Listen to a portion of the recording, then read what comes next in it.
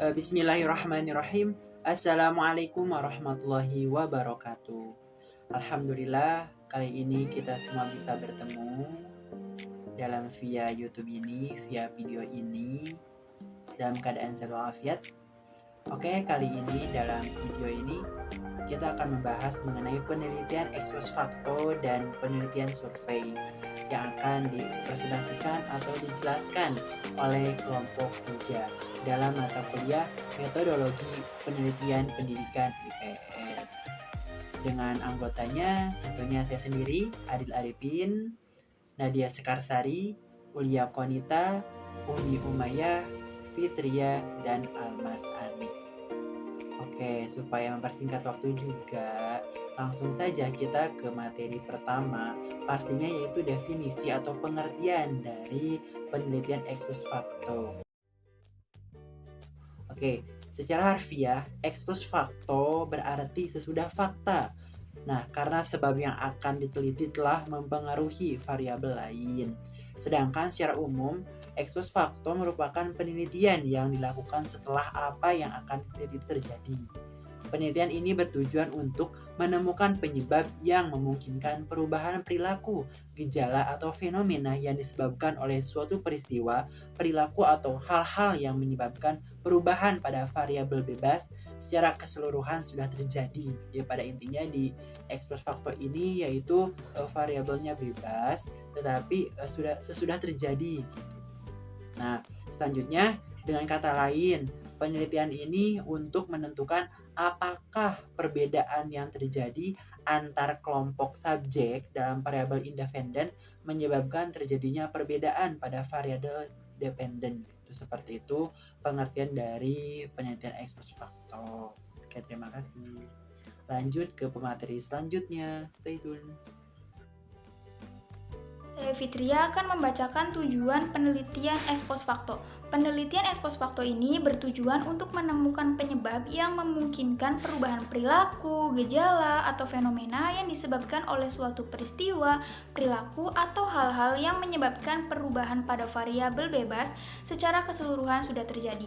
Dengan kata lain, penelitian ini untuk menentukan apakah perbedaan yang terjadi antara kelompok subjek atau dalam variabel independen menyebabkan terjadinya perbedaan antar variabel dependen. Macam-macam ex post facto. Penelitian ex post facto dapat dibedakan menjadi dua jenis, yaitu yang pertama ada causal research atau penelitian korelasi. Merupakan suatu penelitian yang melibatkan tindakan pengumpulan data guna menentukan apakah ada hubungan dan tingkat hubungan antara dua variabel atau lebih. Penelitian korelasi mempunyai 3 karakteristik untuk para peneliti yang hendak menggunakannya, yaitu yang pertama, penelitian korelasi tepat jika variabel kompleks dan penelitian tidak mungkin melakukan manipulasi dan mengontrol variabel seperti dalam penelitian eksperimen. Kemudian yang kedua, memungkinkan variabel diukur secara intensif dalam setting atau lingkungan nyata. Dan yang ketiga, menggunakan peneliti mendapatkan derajat sosialisasi yang signifikan. Yang kedua, ada causal cooperative research atau penelitian kausal. Penelitian kausal komparatif adalah pendekatan dasar kausal komparatif melibatkan kegiatan peneliti yang diawali dengan mengidentifikasi pengaruh variabel terhadap variabel lainnya. Kemudian dia berusaha mencari kemungkinan variabel penyebabnya. Atau dengan kata lain, dalam penelitian kausal kooperatif, peneliti berusaha mencermati pertanyaan penelitian, what is the effect of X? Oke, selanjutnya setelah kita mengetahui pengertian dari penelitian ex post facto, maka kita akan mengetahui juga nih definisi dari penelitian survei. Oke, penelitian survei merupakan suatu teknik pengumpulan informasi yang dilakukan dengan cara menyusun daftar pertanyaan yang diajukan pada responden dalam berbentuk sampel dari sebuah populasi. Nah, dalam penelitian survei, peneliti meneliti karakteristik atau hubungan sebab akibat antar variabel tanpa adanya intervensi peneliti. Jadi teknik dari survei ini yaitu menyusun daftar pertanyaan dalam bentuk sampel. Nah, yang pada nantinya di bawah kan ada tujuan juga, ada macam-macam, ada contoh, ada kelebihan. Nah, yang nantinya juga di penelitian survei ini merupakan penelitian yang pengumpulan datanya dilaksanakan dengan menggunakan kuesioner juga yang disebarkan kepada sekelompok orang. Pelaksanaan penelitian survei ini mewajibkan peneliti memahami konsep populasi dan sampel.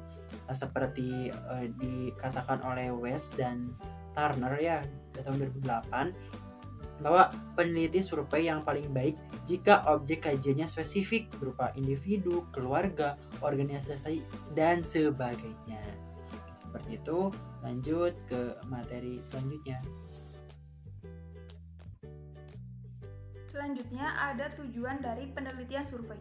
Penelitian survei menurut Soehartomo pada tahun 2000 halaman 54 diklasifikasikan mempunyai dua tujuan. Pertama, bertujuan untuk memberikan gambaran atau penjelasan tentang sesuatu, dan yang kedua, bertujuan untuk melakukan analisis.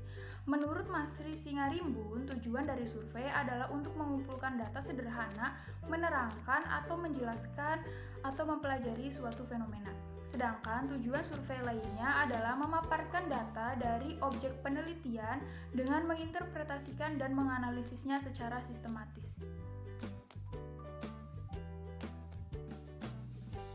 Macam-macam metode penelitian survei. Yang pertama, mail survey.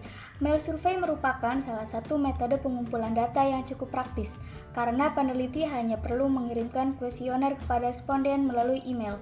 Yang kedua, personal interview. Wawancara pribadi merupakan teknik yang melibatkan peneliti secara langsung terjun ke lapangan. Yang ketiga, internet interview. Di zaman yang serba digital ini, hampir setiap orang mampu mengakses internet. Kini, survei semakin populer melalui media internet. Biasanya, kuesioner berbentuk link form yang mampu diakses oleh siapa saja. Yang keempat, focus group discussion, yang lebih terkenal dengan singkatan FGD, yang merupakan salah satu metode riset kualitatif yang paling terkenal selain teknik wawancara. FGD adalah diskusi terfokus dari suatu grup untuk membahas suatu masalah tertentu dalam suasana informal dan santai. Bismillahirrahmanirrahim. Saya Umi Umayyas. Di sini saya akan melanjutkan presentasi materi selanjutnya, yaitu contoh penelitian ex post facto dan penelitian survei. Nah, contoh dari penelitian ex post facto yaitu peneliti ingin melihat pengaruh dari motivasi belajar dengan prestasi belajar berdasarkan jenis kelamin siswa.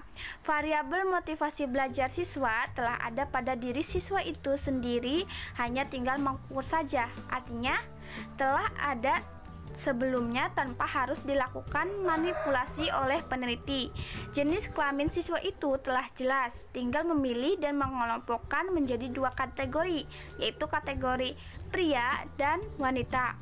Nah, prestasi belajar siswa bisa dilakukan pengukuran dan bisa juga menggunakan data sekolah. Misalnya nilai ulangan atau nilai rapot. Siswa dipilih untuk kelas tertentu sebanyak yang diperlukan dan jumlah yang sama antara siswa wanita dan siswa pria. Motivasi belajar sebagai variabel bebas itu dilambangkan dengan X, dan jenis kelamin sebagai variabel kontrol itu dilambangkan dengan pria X1 dan wanita X2. Sedangkan prestasi belajar sebagai variabel terikat itu dilambangkan, prestasi belajar pria dilambangkan dengan Y1 dan prestasi belajar wanita itu dilambangkan dengan Y2. Nah, analisis hubungan dapat dilakukan dengan melihat skor rata-rata hasil pengukuran motivasi belajar X dengan rata-rata skor hasil pengukuran prestasi belajar Y. Ya, di sini saya Mas Anik akan menjelaskan tentang kelebihan dan kelemahan dari penelitian ex post facto. Yang pertama, kelebihannya yaitu sesuai untuk keadaan yang tidak dapat dilakukan dengan penelitian eksperimen. Dan yang kedua, informasi tentang sifat fenomena apa yang terjadi, dengan apa kejadiannya, di bawah kondisi apa fenomena terjadi, dan dalam sekuensi dan pola seperti apa fenomena terjadi. Yang ketiga, yaitu kemajuan dalam teknik statistik membuat desain ex post facto lebih bertahan. Yang keempat, jika kontrol semua variabel kecuali independen tunggal tidak realistis dan artifikal, mencegah interaksi yang normal dengan variabel lain yang mempengaruhi. Selanjutnya, kelemahan penelitian ex post facto. Yang pertama, kurang kontrol terhadap variabel bebas. Yang kedua, sulit memastikan apakah faktor-faktor penyebab telah dimasukkan dan diidentifikasi. Yang ketiga, tidak ada faktor tunggal yang menjadi sebab atau akibat, tetapi beberapa kombinasi dan interaksi faktor-faktor berjalan bersama di bawah kondisi tertentu menghasilkan akibat tertentu. Yang keempat, itu ada suatu fenomena mungkin bukan saja hasil dari sebab yang banyak, tetapi juga dari suatu sebab dalam satu hal dan dari sebab yang lain. Yang kelima, jika hubungan antara dua variabel ditemukan, sulit menemukan mana yang sebab dan mana yang akibat. Yang keenam, kenyataan yang menunjukkan bahwa dua atau lebih faktor berhubungan tidak mesti menyatakan hubungan sebab akibat. Semua faktor bisa jadi berhubungan dengan suatu faktor tambahan yang tidak dikenal atau tidak diamati.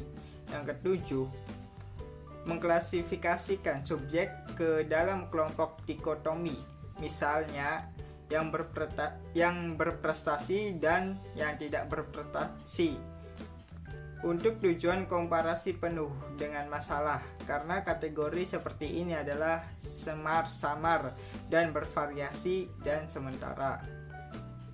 Yang kedelapan, penelitian komparatif dalam situasi yang alami tidak memberikan seleksi subjek yang terkontrol. Sulit menempatkan kelompok subjek yang sama dalam segala hal kecuali penempatan mereka terhadap variabel. Terima kasih sudah menonton. Jika ada yang ditanyakan, kita bahas bersama-sama di ruang diskusi ya. Wassalamualaikum warahmatullahi wabarakatuh.